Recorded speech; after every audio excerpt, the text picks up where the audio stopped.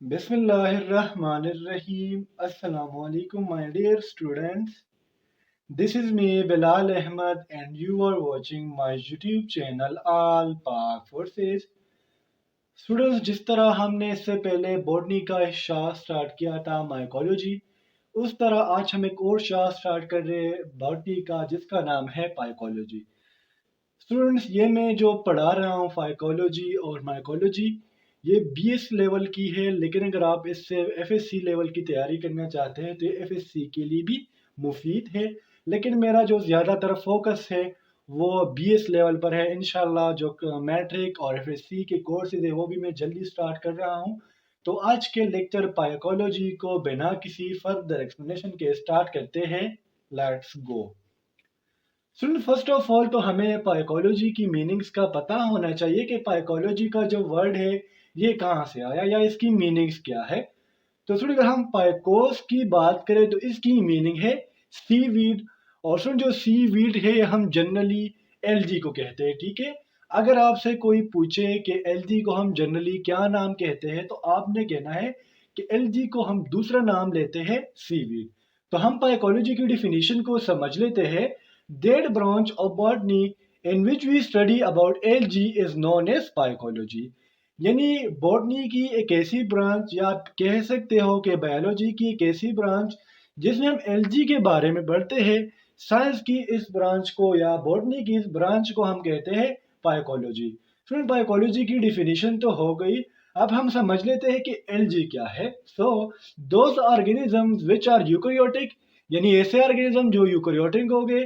Eukaryotic से मुराद ऐसे organism जिसमें ट्रू न्यूक्लियस होगा और मेम्ब्रेन बाउंडेड ऑर्गेनेल्स होंगे। क्लोरोपाइलस मीन क्लोरोफिल कंटेनिंग होंगे, और जो क्लोरोफिल कंटेनिंग ऑर्गेनिजम्स होते हैं हमें पता है कि वो फोटोसिंथेसिस कर सकते हैं और अपना फूड प्रिपेयर कर सकते हैं। और जो ऑर्गेनिज्म अपना फूड खुद प्रिपेयर कर सकते हैं उसको हम कहते हैं ऑटोट्रॉफ्स, टेलोपाइड्स। और ये जो प्लांट्स है, ये जो एल्गी है, ये टेलोपाइड्स है। टेलोपाइड्स मतलब इसकी जो मेन प्लांट बॉडी है उसमें कोई डिफ्रेंसिएशन नहीं है। हम नहीं कह सकते कि ये रूट से, लीव से और स्टेम से। And belong to the kingdom Protista. और जो एलजी है ये किंगडम से है जिसका नाम है प्रोटिस्टा। स्टूडेंट, एलजी की डिफिनीशन हो गई, पाइकोलॉजी की डिफिनीशन हो गई। अब हम एलजी के हैबिटेट को समझ लेते हैं कि एलजी रहती कहाँ पर है। तो फर्स्ट ऑफ ऑल मैंने आप लोगों के लिए हैबिटेट की डिफिनीशन लिखी हुई है। Dwelling place is called habitat. Friend, अगर मैं सिंपल वर्ड्स में आपको बताऊं, रहने की जगह को हम कहते हैं हैबिटेट। जिस तरह हमारा हैबिटेट हमारा घर है, परिंदों का हैबिटेट उनका घोंसला है, तो इस तरह जो एलजी का हैबिटेट है हम बारी बारी उसको डिस्कस कर लेते हैं। फर्स्ट जो है aquatic. Majority of the algae are found in water. सुन, जब भी नाम आए एक्वा का तो आपने अपने जहन में बिठाना है कि एक्वा मीन वाटर। तो जो ज्यादातर एलजी है वो वाटर में रहते हैं। एलजी में आइदर मेरीन और फ्रेश वाटर। फिर सुन देखिए, मैंने आपको कहा कि एलजी वाटर में रहते हैं। फिर वाटर में हमारे पास टू कैटेगरीज आती है, मेरीन और फ्रेश वाटर। सुन, इसमें एक कैटेगरी और भी है जिसे हम ब्रैकिश वाटर कहते हैं। ब्रैकिश वाटर हम उस वाटर को कहते हैं जो फ्रेश वाटर से उसमें साल्ट ज़्यादा हो और मेरीन वाटर से कम हो, तो उसमें भी एलजी रहते हैं। जिस तरह अगर मैं मेरीन वाटर की बात करूं तो उसमें है केल्प्स, ये एक एलजी है, belong to the I think so प्यूफिटा। श्योर नहीं हूँ, लेकिन इंशाल्लाह आगे जब हम इसके डिविजन्स पढ़ेंगे तो उसमें आ जाएगा। ये मेरीन वाटर है। और जो क्लेमाइडोमोनास है बिलोंग टू द क्लोरोफिटा, ये जो है फ्रेश वाटर है। स्टूडेंट, ये तो हो गया एक्वेटिक। सेकंड जो इसका हैबिटेट है वो है टेरेस्ट्रियल। स्टूडेंट, जब भी बात आए टेरेस्ट्रियल का तो आपने अपने जहन में बिठाना है land. Algae are also found on the land having high moisture, e g Vaucheria. Student, जब एलजी है मैंने कहा कि मेजॉरिटी इनमें वाटर लिविंग है, ठीक है। लेकिन फिर इसमें बाज एलजी ऐसी है जो लैंड पर रहती है, लेकिन फिर लैंड में उस जगह पर रहती है जहां मॉइस्चर ज्यादा हो, नमी ज्यादा हो। जिस तरह अगर मैंने आपके लिए एग्जांपल लिखी हुई है वचेरिया। फिर जो मिश्रण जो तीसरा टाइप्स है वो है aerophytes, can also found on other tree trunks, e g some species of Nostocs. तो फिर इसमें बाज स्पीशीज ऐसी है अलजी की जो जो दूसरी ट्रीज होती है उनके जो ट्रंक्स होते हैं, उनके जो तने होते हैं उसके ऊपर रह रही होती है।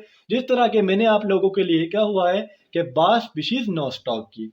फिर स्टूडेंट्स, एलजी में जो चौथा टाइप्स है वो है cryophytes. Found on mountain peaks covered with snow.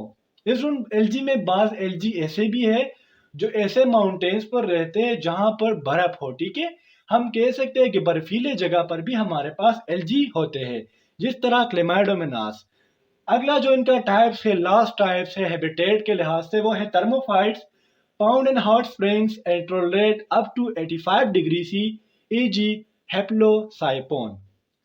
Soon, algae में बाज एलजी ऐसे हैं जो हॉट स्प्रिंग्स में रहते हैं, चश्मे निकले होते हैं। हॉट स्प्रिंग्स कहते हैं कुदरती चश्मों को। तो बाज एलजी ऐसे होते हैं जो कुदरती निकलने वाले चश्मों में रहते हैं और 85 डिग्री सी तक ये जो है टेम्परेचर को टॉलरेट कर सकते हैं। फिर सुन, ये जो 5 टाइप्स मैंने लिखी हुई है, 5 हैबिटेट्स मैंने आपके लिखे हुए, इसके अलावा एलजी में एपिपाइटिक भी है, ठीक है। लेकिन अगर आप एग्जाम में इतना लिखते हो तो ये आप लोगों के लिए काफ़ी है।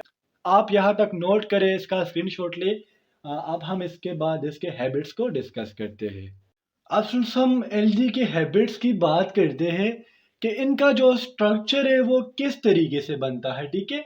हैबिट का मतलब होता है aspect of structure is known as habit. यानी इनका जो स्ट्रक्चर है वो किस तरीके से बना है, इसको हम कहते हैं हैबिट। तो चले आइए इसके टाइप्स को पढ़ते हैं।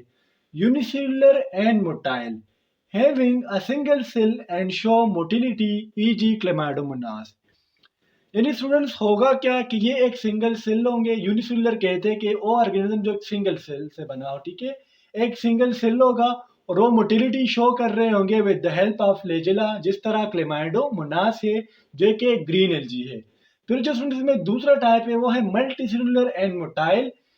Unicellular combines and forms the colony which are also motile. यानी स्टूडेंट जो यूनिसेलुलर होंगे, आई.जी. क्लेमाइडोनास की हम बात कर सकते हैं कि जो क्लेमाइडोमोनास होंगे ये आपस में इकट्ठे हो जाएंगे, एक कॉलोनी बनाएंगे, और वो जो कॉलोनी होगी वो भी मोटाइल होंगी। जिस तरह अगर मैं आप लोगों को एग्जांपल दूं सीनोबियम की।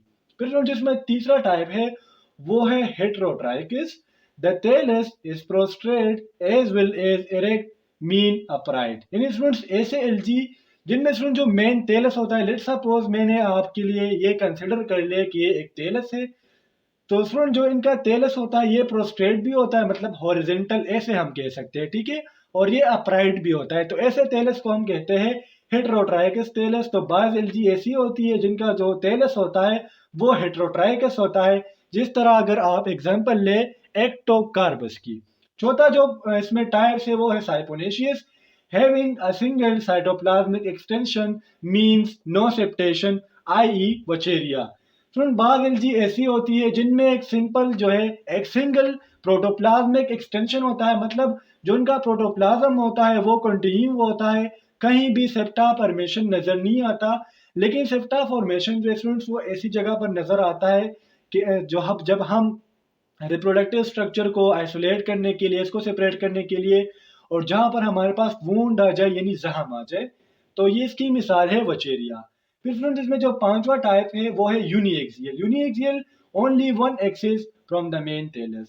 यानी स्टूडेंट्स अगर हम एग्जांपल ले इस मार्कर की, मैं कहूं कि ये एक टेलस है और इस टेलस से होगा क्या, एक सिंगल एक्सटेंशन होगा। इस तरीके से हम कह सकते हैं कि जो मेन टेलस होगा उससे एक सिंगल ब्रांच जो है ऊपर को गया होगा, जिस तरह इसकी एग्जांपल है बेट्रेको स्पर्मम। अगला जो टाइप है वो है multi axial, having more than one axis from the main thallus. यानी स्टूडेंट जो मेन टेलस होगा इसका उलट है, यूनिएक्सियल का मल्टी एक्सियल उलट है।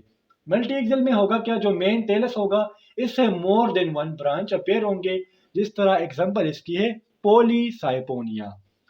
तो स्टूडेंट्स ये था आज का हमारा लेक्चर एलजी के इंट्रोडक्शन के ऊपर, ठीक है।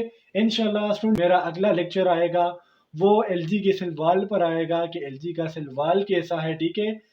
इनकी साइज कितनी है, फिर इसमें स्टूडेंट्स पिगमेंट कौन कौन से हैं, ठीक है। फ्लैजिला केस में कितने टाइप्स है। तो इंशाल्लाह अगले वीडियो में मिलते हैं। अगर आपको वीडियो अच्छी लगी हो तो वीडियो को लाइक करें और चैनल को लाजमी से सब्सक्राइब करें।